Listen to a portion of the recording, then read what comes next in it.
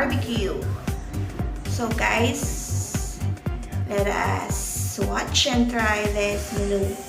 So sa Korean barbecue fish, pumili kami ng Korean sauce kung saan nabili namin to sa SM Supermarket. Masarap kasi kita naman na medyo ang sauce niya is sticky and also mabango yung niya, yung liquid sauce na ito.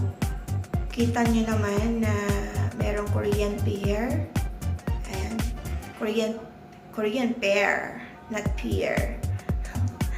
Siyempre, pronunciation is a must.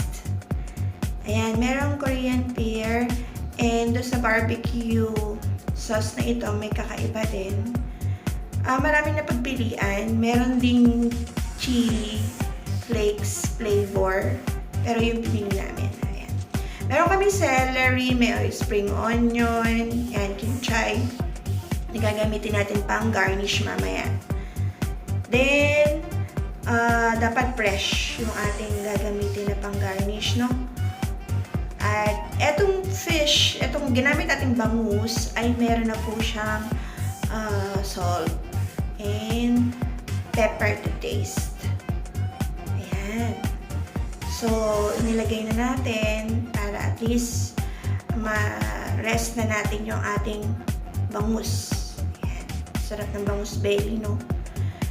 Ayan. So, pag-prepare natin, make sure malinis and at the same time, fresh yung gagamitin natin ng mga gulay, especially yung pang-garnish natin.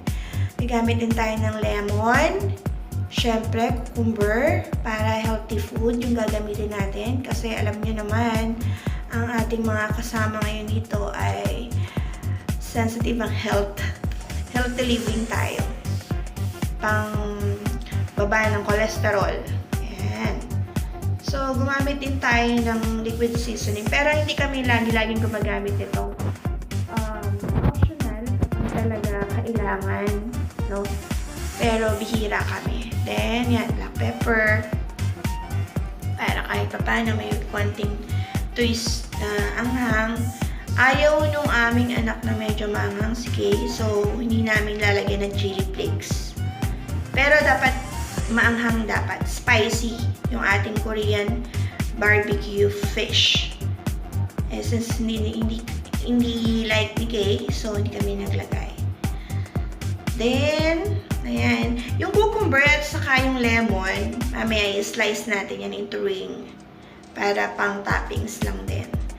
Then, ayan. So, yung bangus natin talagang pinahiwa na natin ng ayos. Kasi mahirap din kung dito sa bahay, no? Yan, fresh siya. Tingnan nyo naman ang mata, no? Walang ganda rin pag nasa market ka talaga, wet market. Compare sa isang supermarket na frozen siya. So, at least fresh. Alam natin na fresh yung ating gagamiting stock. So, yan. Na-massage na natin yan ng pepper and salt. Ayan. And also, some spices na pwede nating ilagay. So, ang gagamitin natin dito, i-bake natin. Hindi siya i-deep fry. Okay. So, dada na yan. Si dada na ang kailangan natin. Let's go, guys! Dahon ng sibuyas, gayat-gayat para sa tanghalian.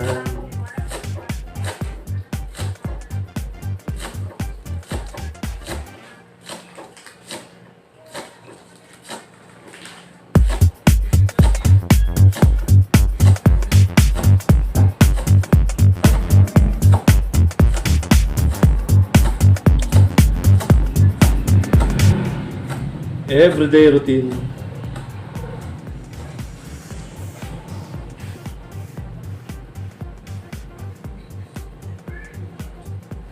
Ito pang toppings mamaya.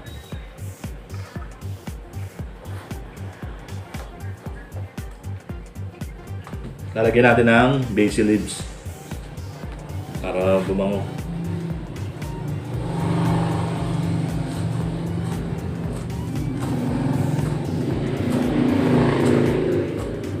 Pang toppings din to.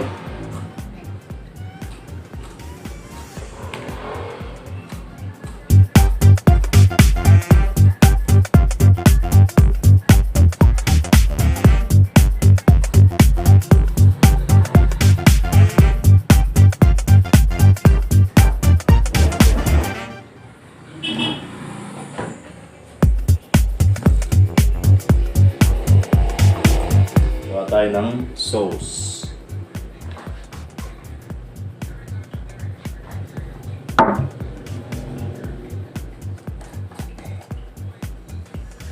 Korean barbecue. Natin na ito ng sinikin na ito. Ikan oyster sauce.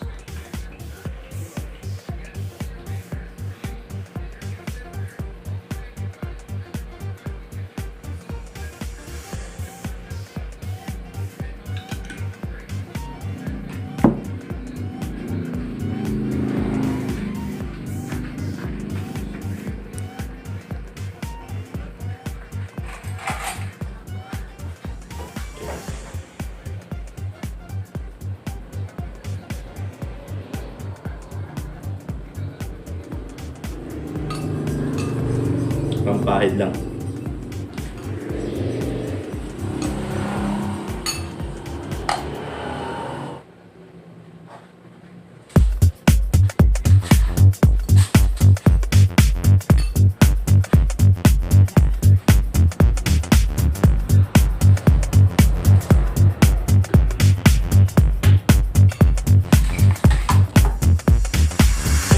Brush. Pintura lang.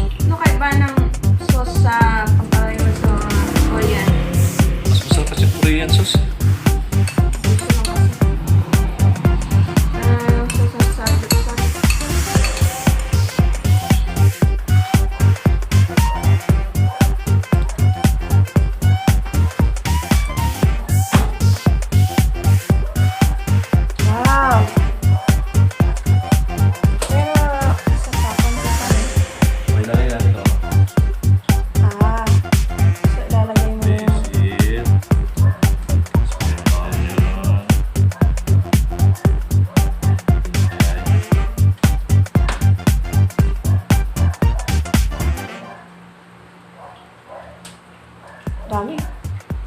Di ba dapat konting lang? Dapat luto na dapat? Ay, maluluto na isang lang to. Konting galaw na lang. Ingat. Init.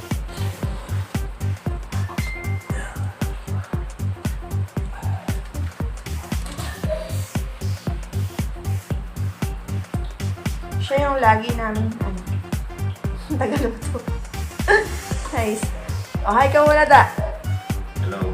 And at the same time, binablog niya lahat yung mga niluluto niya, pinupuntahan. Ako masarap kain nila. Ayaw niya kaming pumayat. Yun talaga totoo doon.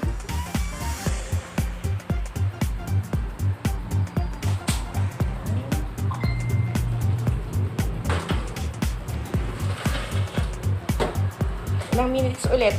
5 na lang. 5. Pero yung kanina 5 minutes na ba yun?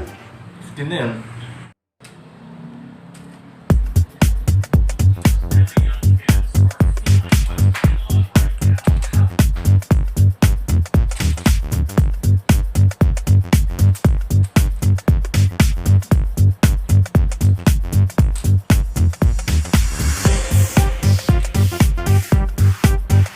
Ito ang ating finished product ng Korean fish barbecue.